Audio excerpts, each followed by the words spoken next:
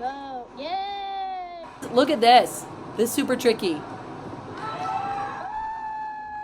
Full disclosure, I thought I was gonna fall on that. Welcome to Ninja This Week. I was training those really thin little ledges, like the vertical limits, and I was working on running across things that aren't very stable and doing some swinging and doing some pegboard, so let's check it out. Hey, I'm Kathy Allen. I've been doing Ninja Warrior training for about a year and 7 months, and I wanted to share with you what I do. I go about 2 times a week, and I make slow and steady progress. Maybe it'll inspire you to try Ninja. You'll be like, if she can do it, I can surely do it, which I totally believe. So let's go into the clip. Before I do, I want to tell you some clips have sound in the background, some don't. Sometimes people are cheering for me, so I wanted to leave that in, and sometimes it's just random gym conversation. So let's see what I was working on.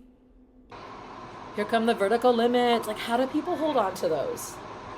I was trying to do L's, like, you know, like this, but I ended up doing like a sloppy J because I was really tired.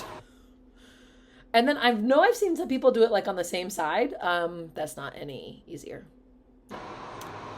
Okay, back with the L's. Those are some pretty strong L's. Couldn't hold on for very long.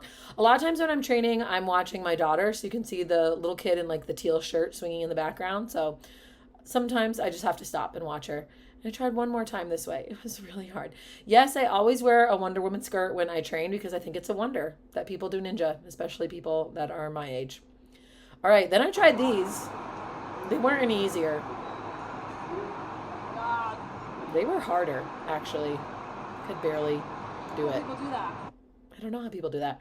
Next, on to the rope climb. I love doing the rope climb. I love using my J hook and using my legs here. So for this one, the goal was to just link my legs on there and then just keep climbing. Like, don't pause in between, and try to get my knees up as high as I can so I can use my legs, because I just kind of hold on with my arms. But I know that I can do it, so I like to do this every time I'm at the gym, or fairly often, because it's a confident booster.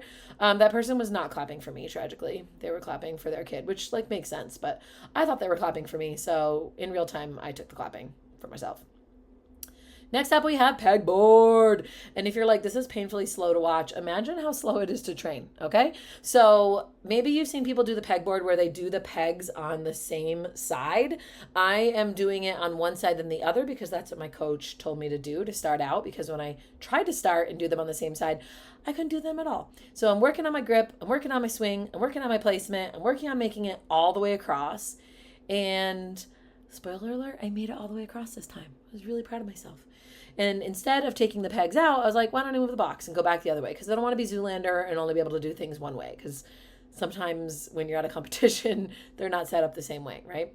So a lot of swinging, a lot of trying to be really precise, re-gripping because my hands are slipping off of these wooden pegs. And, oh, I just noticed that I don't have my skirt on the right way. Oh, and a lot of falling. I try not to end on a fall if I can. The thing that I used to do when I was a basketball player, always say, like, don't leave the court on a miss. So try to make it if you can. I was proud of that. See how long I hung on one arm? Like, that's impressive. But, you know, sometimes you fall. And I know I fall here pretty soon. Come on, me. Yeah. Okay. Okay.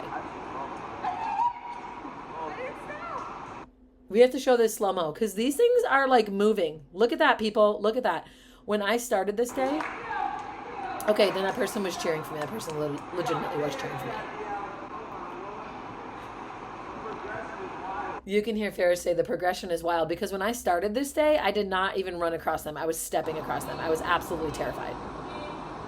Oh, I beep booped myself in because you kind of have to. Like, look at that.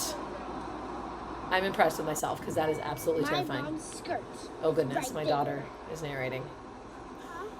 Okay, here we go.